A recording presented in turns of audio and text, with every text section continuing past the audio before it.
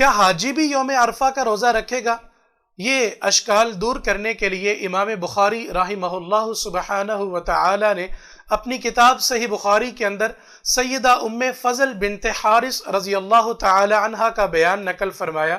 ام فضل کیا بیان فرماتی ہیں کہ لوگ پیارے پیغمبر جناب محمد رسول اللہ صلی اللہ علیہ وآلہ وسلم کے میدان عرفات میں یوم عرفہ کے روزے کے متعلق اختلاف کرنے لگے۔ بعض نے کہا کہ آپ صلی اللہ علیہ وسلم روزے کی حالت میں ہے، اور بعض نے کہا کہ آپ نے روزہ نہیں رکھا ہوا۔ کہتی ہیں لوگ آپس میں اختلاف ہی کر رہے تھے کہ میں نے ذہن میں ایک ترکیب سوچی کہ میں نے دودھ کا بھرا ہوا ایک پیالہ لیا اور رسول اللہ صلی اللہ علیہ وسلم کی طرف بڑھنے لگی کہ اگر میرے آقا علیہ السلام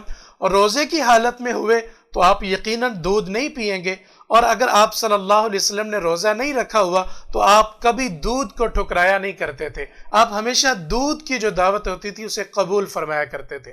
سیدہ ام فضل فرماتی ہیں کہ میں دودھ کا پیالہ لے کر رسول اللہ صلی اللہ علیہ وسلم کی خدمت میں حاضر ہوئی، اور اس وقت میرے آقا علیہ السلام اونٹنی پر سوار تھے۔ آقا نے اپنے ہاتھ مبارک سے میرے ہاتھ سے دودھ کا پیالہ لیا اور اسے پینے لگے۔ جب آقا علیہ السلام نے دودھ کا پیالہ پی لیا تو لوگوں کا اشکال اور غلط فہمی دور ہو گئی۔ ثابت کیا ہوا کہ حاجی اگر میدان عرفات کے اندر ہوگا تو وہ یوم عرفہ یعنی 9 ذی الحج کا روزہ نہیں رکھے گا۔ اسی طرح امام ابو عیسیٰ محمد بن عیسیٰ الترمذی رحمہ اللہ سبحانہ وتعالی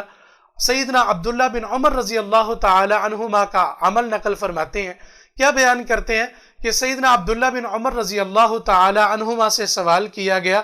یوم عرفہ کے روزے کے متعلق، عرفات کے میدان میں یعنی حاجی کے یوم عرفہ کے روزے کے متعلق سوال کیا گیا،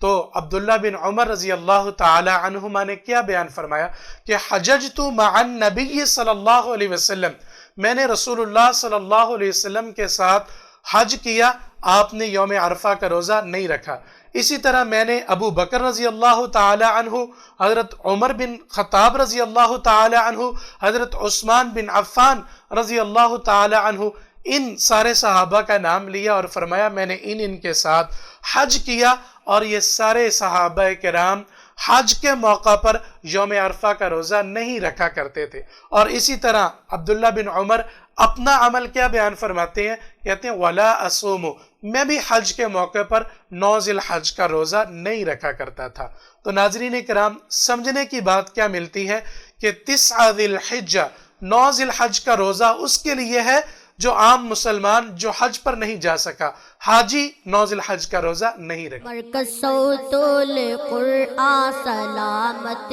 رہے، مرکز صوت القرآن سلامت رہے، فیض اس کا جاری تا قیامت رہے، مرکز صوت القرآن سلامت رہے، مرکز صوت القرآن سلامت رہے۔